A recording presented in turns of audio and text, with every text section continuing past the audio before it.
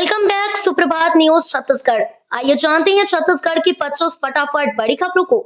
साथ ही daily update रहने के लिए चैनल को सब्सक्राइब करने के साथ वीडियो को लाइक जरूर करें। पीएफ की राशि का अंतिम भुगतान online CGF final payment system से होगा भुगतान। वित्त सचिव मुकेश कुमार बंसल ने शासकीय सेवकों को छत्तीसगढ़ सामान्य भविष्य निधि राशि के अंतिम भुगतान के संबंध में जरूरी गाइडलाइन जारी किया है। दिशा निर्देश के अनुसार शासकीय सेवकों को अब भविष्य निधि राशि का अंतिम भुगतान online CGF final payment system के जरिए किया जाएगा। इसके लिए क्या शर्तें होंगी, किस स्तर पर जांच पड़ताल की जाएगी और राशि का अंतिम भुगतान कैसे होगा, वित्त सचिव ने निर्देश जारी कर दिया है। बिलासपुर अंडर 14 टीम घोषित, इंटर डिस्ट्रिक्ट टूर्नामेंट आज से। बिलासपुर क्रिकेट संघ ने अंडर 14 टीम की घोषणा कर दी गई। ये टीम आज 16 नवंबर से छत्तीसगढ़ के अलग अलग मैदानों में होने वाले इंटर डिस्ट्रिक्ट टूर्नामेंट में हिस्सा लेगी। छत्तीसगढ़ स्टेट क्रिकेट संघ द्वारा आयोजित under 14 elite group inter district cricket प्रतियोगिता के लिए हाल ही में चयन प्रक्रिया पूरी की गई है। इसमें 165 खिलाड़ियों ने ट्रायल दिया था, जिसमें से 75 खिलाड़ियों को कैंप और सिलेक्शन मैच के लिए चुना गया। बिलासपुर की टीम अपने सभी मैच राजनांदगांव के साइंस कॉलेज मैदान में खेलेगी। टीम का पहला मुकाबला आज 16 और 17 नवंबर को रायगढ़ से होगा। श्री मेडिशाइन हॉस्पिटल की 2 बड़ी स्वास्थ्य पहल, वरिष्ठ नागरिकों के लिए हर शनिवार मुफ्त ओपीडी और हेल्थ प्रिविलेज कार्ड लॉन्च। शहर के प्रमुख स्वास्थ्य संस्थान श्री मेडिशाइन हॉस्पिटल अमलीडीह ने मरीजों की सुविधा को ध्यान में रखते हुए 2 महत्वपूर्ण पहल शुरू की है। पहली पहल के तहत वरिष्ठ नागरिकों को प्रत्येक शनिवार सभी विभागों में मुफ्त ओपीडी की सुविधा दी जाएगी। दूसरी पहल के रूप में अस्पताल ने हेल्थ प्रिविलेज कार्ड लॉन्च किया है, जो बेहद किफायती दर पर कई स्वास्थ्य लाभ प्रदान करेगा। Hospital director doctor Sushil Sharma के अनुसार बुजुर्गों के स्वास्थ्य को प्राथमिकता देते हुए ये सुविधा शुरू की गई है। छत्तीसगढ़ में जल्द ही बदलने वाली है ड्राइविंग लाइसेंस बनाने की प्रक्रिया। अब ई ट्रैक पर होगा टेस्ट। प्रदेश में ड्राइविंग लाइसेंस बनवाने की प्रक्रिया अब नए दौर में प्रवेश करने जा रही है। रायपुर के बीरगांव स्थित ड्राइविंग संस्थान एवं यातायात अनुसंधान केंद्र को अत्याधुनिक तकनीकों से लैस करने की तैयारी प्रारंभ हो गई है। परिवहन विभाग ने यहां ई ड्राइविंग टेस्ट ट्रैक निर्माण के लिए निविदा प्रक्रिया शुरू कर दी है। परिवहन विभाग के अधिकारियों के अनुसार नए ई ट्रैक पर ड्राइविंग टेस्ट एआई कैमरे और सेंसर तकनीक की मदद से होगा। सड़क पर वाहन नियंत्रण, लेन अनुशासन, गति नियंत्रण, सिग्नल पालन जैसे सभी मानकों को सेंसर स्वतः रिकॉर्ड करेंगे। अनियमितता पर स्वास्थ्य विभाग की बड़ी कार्रवाई, 2 निजी अस्पतालों के आयुष्मान पंजीयन सस्पेंड। अस्पतालों की गुणवत्ता, सुरक्षा और नियमानुसार उपचार सुनिश्चित करने में अनियमितता पर स्वास्थ्य विभाग ने कार्रवाई करते हुए बलौदाबाजार जिले में संचालित 2 निजी अस्पतालों के आयुष्मान पंजीयन 3 माह के लिए सस्पेंड कर दिया है। प्राप्त जानकारी के अनुसार मुख्य चिकित्सा एवं स्वास्थ्य अधिकारी के द्वारा आरोग्यम हॉस्पिटल सिमगा एवं ओमकार हॉस्पिटल बलौदाबाजार का जांच कराया गया, जिसमें गंभीर अनियमितताएं पाए जाने के बाद कारण बताओ नोटिस जारी किया गया। उक्त दोनों अस्पतालों को कारण बताओ नोटिस जारी किया गया है। छत्तीसगढ़ के इस ब्रिज पर आवागमन बंद, कलेक्टर ने निरीक्षण के बाद लिया फैसला।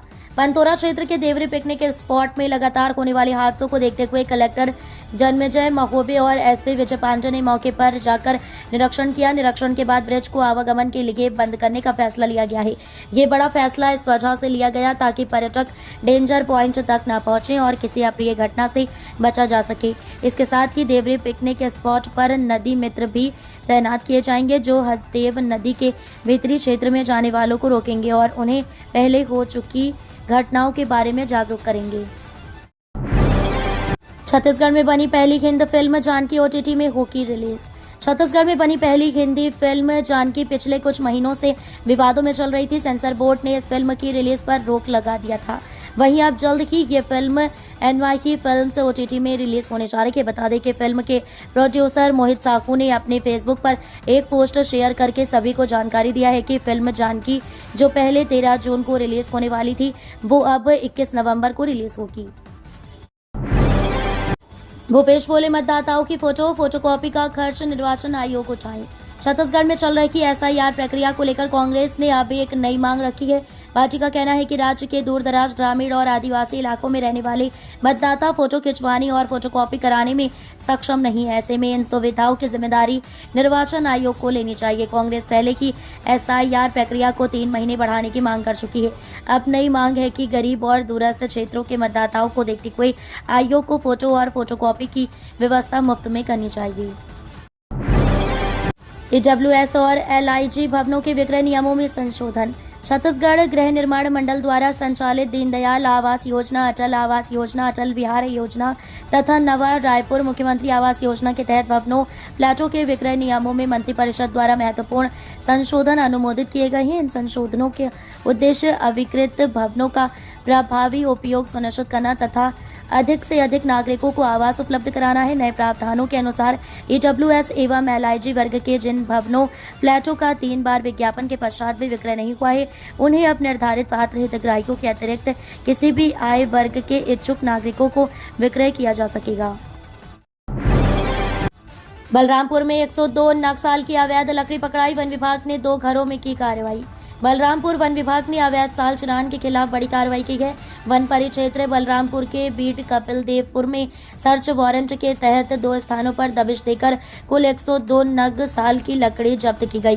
पहली कार्रवाई में कपिल देवपुर के रहने वाले शिवभरत के मकान से 84 नग साल चिरान आयतन 0.997 घन मीटर बरामद हुआ। दूसरी कार्रवाई में हरदयाल के घर से 18 नग साल चिरान जब्त किया गया। दोनों स्थानों से कुल 1.264 घन मीटर आयतन का साल चिरान विधि सम्मत तरीके से जब्त किया गया है। जब्त लकड़ियों की कीमत 70,000 है। कोर्ट ने कथावाचक को 14 दिन की रिमांड पर जेल भेजा। अदालत में जमकर हंगामा।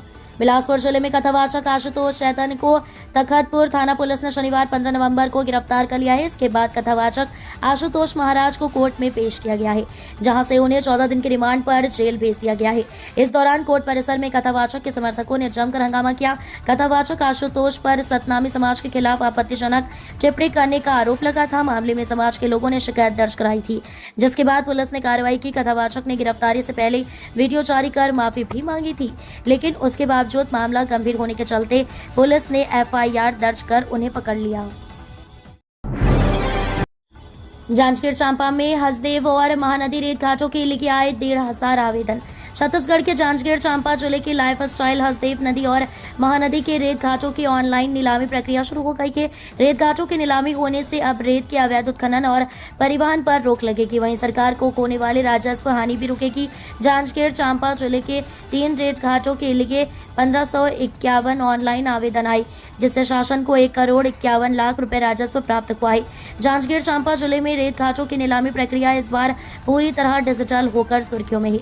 गौड़ खनिज साधारण रेत उत्खनन पट्टा आवंटन के लिए पहली बार इलेक्ट्रॉनिक नीलामी की शुरुआत की गई और इसके पहले की चरण में रिकॉर्ड तोड़ 1551 आवेदन पहुंचे। वेदांता एल्यूमीनियम ने 2025 में बाल दिवस को खुशी, शिक्षा और सशक्तिकरण के साथ मनाया। वेदांता एल्यूमीनियम, जो भारत का सबसे बड़ा एल्यूमीनियम उत्पादक है, ने उड़ीसा, छत्तीसगढ़ और आंध्र प्रदेश में अपने विभिन्न संचालन स्थलों पर बाल दिवस 2025 को उत्साहपूर्ण और समावेशी गतिविधियों के साथ मनाया।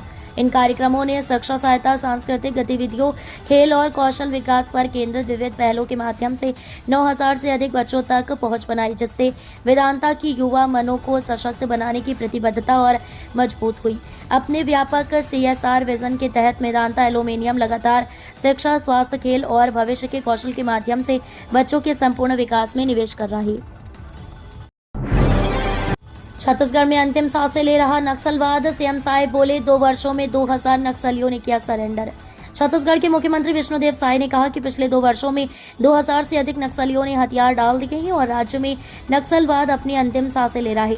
आगे CM ने कहा कि प्रधानमंत्री नरेंद्र मोदी और केंद्रीय गृह मंत्री अमित शाह ने 31 मार्च 2026 तक भारत से नक्सलवाद को खत्म करने का संकल्प लिया है। जगदलपुर में आदिवासी नेता भगवान बिरसा मुंडा की 150वीं जयंती के उपलक्ष्य में आयोजित जनजातीय गौरव दिवस कार्यक्रम को संबोधित करते हुए साय ने कहा कि नक्सलवाद के जड़ से उखाड़ दिए जाने के बाद बस्तर क्षेत्र में तेजी से विकास होगा। दिल्ली में अटकी है 266 करोड़ की केशकाल बाईपास सड़क।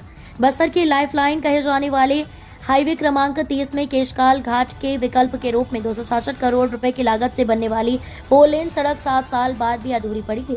इस परियोजना को बनाने के लिए राजमार्ग विभाग को स्क्रीनिंग कमेटी नई दिल्ली से हरी झंडी का इंतजार है। इधर केशकाल घाट में लगने वाले जाम से प्रतिदिन कम से कम 20,000 लोग परेशान हो रहे हैं। 11.38 किलोमीटर लंबी 4 लेन युक्त बाईपास सड़क को बनाने का कार्य 7 साल पहले शुरू किया गया था, किंतु ठेकेदार काम छोड़कर भाग गया, इसलिए कार्य अधूरा पड़ा है। छत्तीसगढ़ में बड़ी ठंड, इन जिलों में शीतलहर की चेतावनी। उत्तर भारत की ओर से आ रही ठंडी हवाएं छत्तीसगढ़ में भी असर दिखा रही हैं। सुबह और रात के समय तापमान लगातार नीचे जा रहा है। राजधानी रायपुर में इस सीजन में अब तक का सबसे कम न्यूनतम तापमान दर्ज किया गया, जो पिछले करीब 3 साल बाद रिकॉर्ड स्तर पर पहुंचा है। मौसम विभाग की माने तो अगले कुछ दिनों तक रात के तापमान में खास उतार चढ़ाव नहीं होगा। इसके बाद न्यूनतम पारा करीब 3 डिग्री तक बढ़ सकता है। इसी दौरान उत्तरी और मध्य जिलों के कुछ हिस्सों में शीतलहर जैसी परिस्थितियां बन सकती हैं। समर्थन मूल्य पर धान खरीदी प्रारंभ, पहले दिन 19,464 क्विंटल धान का उपार्जन। खरीफ विपणन वर्ष 2025-26 के अंतर्गत प्रदेश के किसानों से समर्थन मूल्य पर धान उपार्जन का शुभारंभ किया गया। उपार्जन केंद्रों में धान बेचने आए किसानों का स्वागत तिलक एवं पुष्प भेंट कर आत्मीयता से किया गया। खरीदी केंद्रों का माहौल उत्सव और गहमा गहमी से भरा दिखाई दिया। मौके पर उपस्थित किसानों के चेहरे पर उत्साह, संतोष और शासन के प्रति आभार स्पष्ट रूप से परिलक्षित हुआ। विभिन्न जिलों में जनप्रतिनिधियों की उपस्थिति में काटा बाट एवं धान की पूजा अर्चना कर तौल प्रक्रिया का विधिवत आरंभ किया गया। सहकारी समितियों के हड़ताली कर्मचारियों पर एस्मा लागू। छत्तीसगढ़ में धान खरीदी सीजन शुरू होने से ठीक पहले सहकारी समितियों के हड़ताली कर्मचारियों पर सरकार ने कड़ा रुख अपना लिया है। रायपुर में हड़ताल जारी रखने वाले कर्मचारियों और कंप्यूटर ऑपरेटरों पर सरकार ने एस्मा लागू करते हुए तत्काल काम पर लौटने के निर्देश दिए हैं। 4 सूत्रीय मांगों को लेकर कर्मचारी 3 नवंबर से हड़ताल पर हैं। सरकार का कहना है कि बातचीत और नोटिस देने के बाद भी कर्मचारी काम पर नहीं लौटे, जिसके चलते कार्रवाई शुरू की गई है। प्रशासन ने साफ चेतावनी दी है कि धान खरीदी कार्य का बहिष्कार करने वालों पर सख्त कदम उठाए जाएंगे।